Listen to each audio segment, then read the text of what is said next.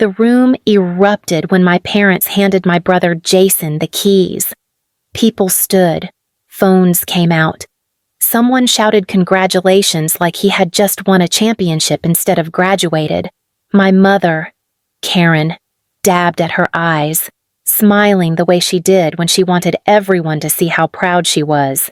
My father, Michael, clapped Jason on the back and said, loud enough for the whole room to hear, "You earned this." The story you are about to hear is a fictional work created by the writing team of the channel Revenge Pulse, inspired by real-life situations to convey lessons about family, emotion, and human values. All characters and events are illustrative. Jason lifted the keys, pretending to look stunned. I knew better. His smile held too long, too practiced. Someone asked where the house was. My father answered proudly. Aurora. 3 bedrooms. Good neighborhood. Another voice added that houses like that were going for close to $300,000 now. More applause. Then my father turned toward me. And for you, Lauren, he said, his tone shifting into something lighter, almost joking. We got you something practical. My mother slid a small envelope across the table. No speech. No build-up. I opened it. A gym membership. 1 year. There was a beat of silence. Then laughter. Not nervous laughter. Comfortable laughter. The kind that says, "At least it isn't me." My mother smiled. "You're always talking about being busy. This way you can focus on yourself." Jason leaned closer, his voice low but clear. "Self-investment matters. You'll thank them later." I felt my face heat, but my voice stayed quiet. "Thank you," my father chuckled. "Staying healthy is important, especially at your age."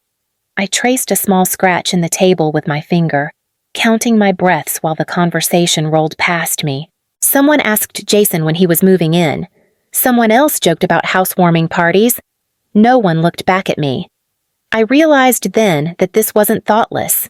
It was organized, planned. A message delivered in front of witnesses. I pushed my chair back. "I'm heading out." My mother frowned. "Already I have an early morning." I said. Jason didn't look up. He was busy accepting another round of congratulations. Outside, the night air hit my face hard.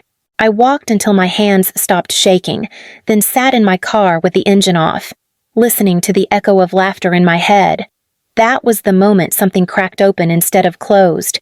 If this sounds familiar, if you've ever been the quiet one at a table like that, stay with me. Some stories take time to reveal what they are really about. Growing up, my parents liked to say Jason and I were raised the same way. They said it often, like repetition could make it true. When Jason wrecked his first car, my father sighed and said, "He was distracted. It happens." A week later, there was another car in the driveway. When Jason dropped a class halfway through the semester, my mother made calls. "He's under pressure." She explained, "You know how hard he tries." When something went wrong in my life, the answer was always shorter. "You'll figure it out." My father would say, "You're strong." My mother added, already turning away. At family dinners, Jason talked. Everyone listened. When I spoke, the conversation adjusted itself around me, like I was background noise that could be lowered without anyone noticing. Once, years ago, my Uncle Stephen pulled me aside while Jason was holding court in the living room. "They lean on you because you don't fall," he said quietly. I smiled then, proud of it. I thought being reliable meant being valued. After the dinner, my mother left me a voicemail. "We didn't mean to upset you," she said. "You know Jason needs more support than you do." Jason texted later. "You've always been independent. That's a good thing. Independent, responsible, low maintenance." They weren't insults. That was the problem. They were labels that excused everything they never gave me. By the time I pulled into my apartment garage that night, I understood the shape of my place in the family. I wasn't the one they worried about. I was the one they assumed would absorb whatever weight was left. I moved without telling anyone. No announcement, no family group chat, just a new lease and a day off work. The first call came from my mother 2 days later. "Are you done being dramatic?" she asked. Skipping hello. "I moved," I said. There was a pause. "Why would you do that without telling us I needed space?" She exhaled sharply. "You always take things too personally." Jason texted that night. A photo of hardwood floors and wide windows. "Still can't believe it's mine." He wrote. I didn't reply. My father tried once. "Call when you cool off." I muted the thread instead. The silence felt strange at first, like I was waiting for permission to breathe. Then it settled into something steadier. I bought 2 small plants and set them by the window. I watered them after work, watched them lean toward the light. A week later, Jason sent another message. "Mom says you're mad again." I typed, then erased, then put my phone face down. For the first time, not responding felt like choosing myself instead of abandoning them. My phone rang close to midnight. Jason's name lit up the screen. I almost ignored it. Then I answered. "Lauren," he said, breathless. I messed up. I sat on the edge of my bed. "What happened?" He swallowed. I could hear it. I took out a home equity line of credit. I thought I could flip it fast. Just a short trip. 1 weekend. To where I asked. "A casino," he said. Then online. I kept thinking the next hand would fix it. And silence. Then, the house is gone. I didn't speak. I let the quiet stretch until he filled it. "I lost more than I thought," he said. "Close to $60,000.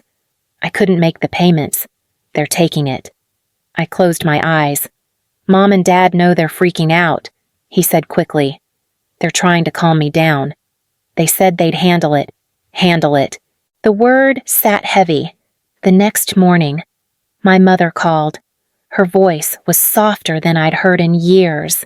"Honey, we need to talk." "I know," I said. "Your brother is not okay," she said. "This isn't the time for distance." My father took the phone. "Family helps family," he said. "We just need a little support until things stabilize." What kind of support, I asked. There was a pause. Not long, but careful.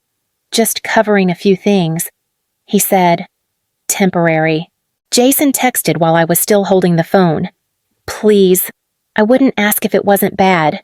I ended the call without agreeing to anything. An hour later, Jason was standing outside my building.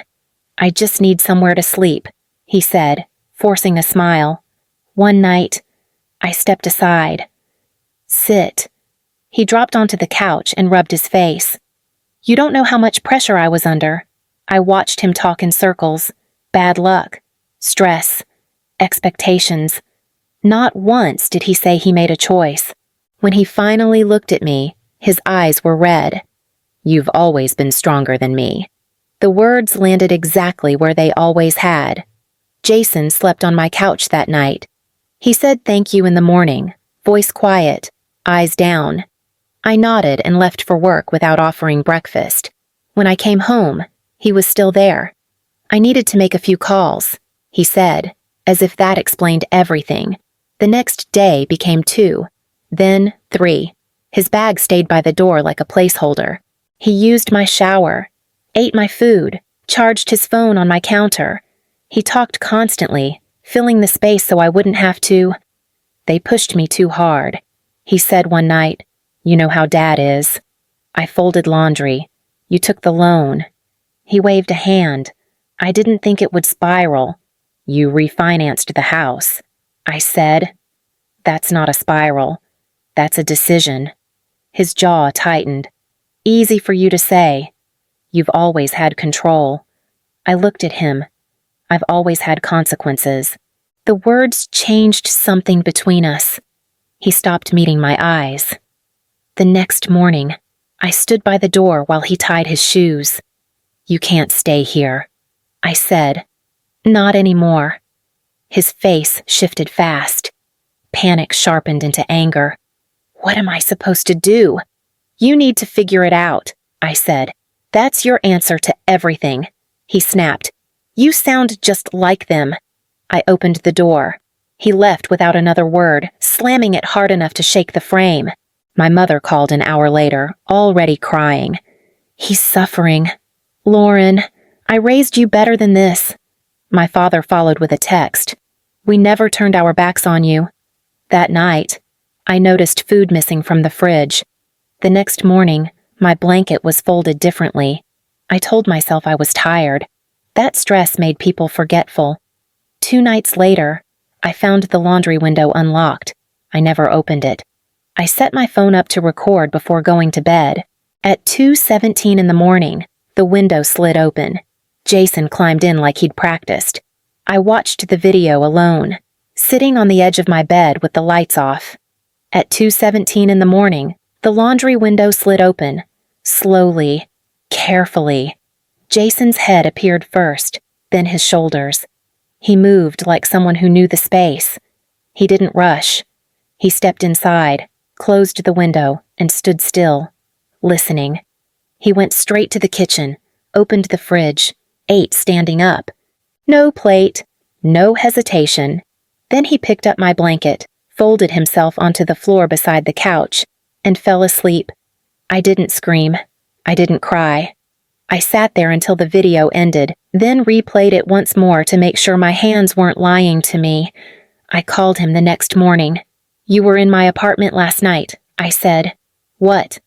His voice went sharp. No, I have it on video. I said. Silence. Then breathing, heavy, uneven. I didn't think you'd notice, he said finally. I just needed somewhere safe. You broke in. I said. I wasn't hurting anyone, he said quickly. I didn't want Mom and Dad to see how bad it was. You used my window, I said. My blanket. His voice cracked. I was ashamed. I waited. He didn't add anything else. You have 1 hour, I said. Pack whatever you have and leave. Do not come back. You'd really do this to me, he said. After everything, I lowered my voice. You crossed a line. He showed up 40 minutes later, eyes red, movements frantic. He tried to hug me. I stepped back.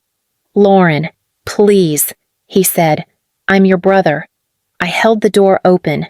You should have thought about that. He left without looking at me. The door closed softly this time. By noon, my mother was calling again. He's not answering us, she said. You scared him. I protected myself. I said. My father texted minutes later. You're being cruel. That afternoon, my Uncle Stephen called. He didn't start with advice. They know they went too far. He said, they're just not used to consequences. I wanted to believe it was over. I changed the locks.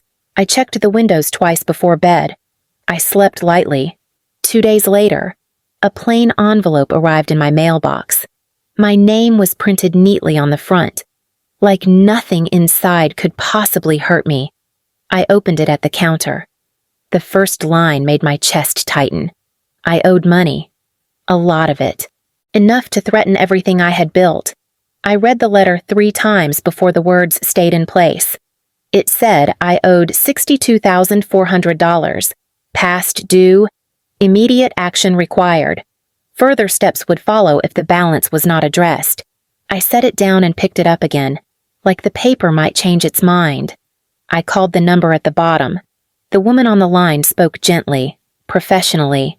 She asked me to verify my identity. I didn't take out a loan. I said, there has to be a mistake. She paused.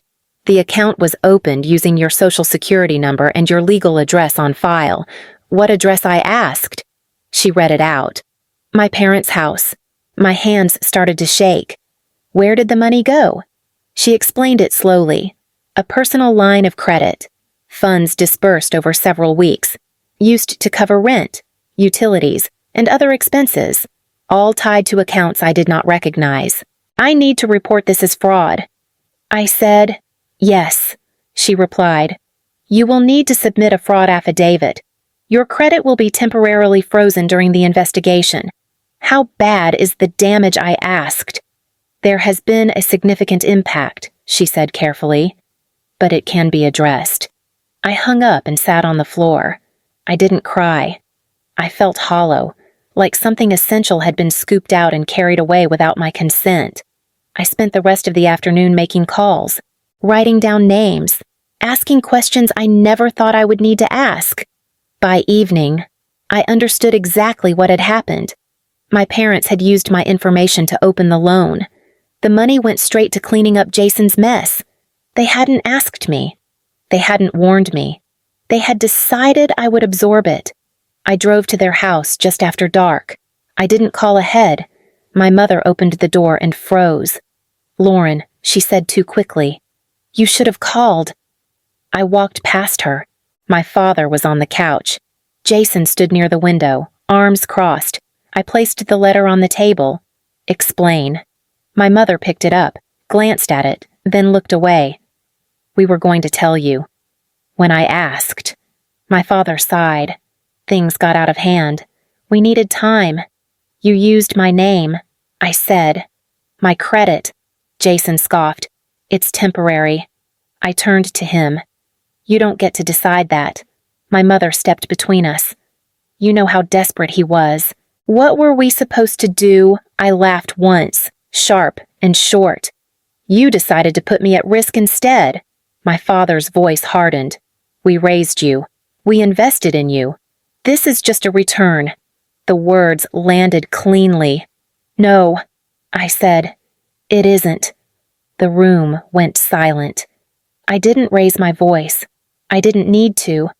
"I want this fixed," I said. Immediately. My mother's hands shook as she set the letter down. "We didn't think it would get this serious so fast," she said. "We were trying to protect him." "You protected him by endangering me," I said. My father leaned forward, elbows on his knees. "You're being dramatic." I met his eyes. "My credit is frozen. I can't apply for housing. I can't move. I can't even change phone plans without explaining myself." Jason laughed under his breath. "You still have a job. You're fine." I turned to him. "You broke into my apartment." He flinched. "I didn't hurt you." "You don't get credit for what you didn't do," I said. My mother stepped closer. "You don't understand how bad it was for him. He was sleeping in his car." "You made that my problem," I said, without asking. My father stood up. "We didn't steal from you. You used my social security number," I said. "That's theft." His jaw tightened. "We're your parents. That doesn't give you ownership," I said. Jason's voice rose. "You always act like you're better than me." "No," I said. "I act like I'm responsible for my own life." My mother started crying then, not quietly, not politely. "You're tearing this family apart," she said. "All over money."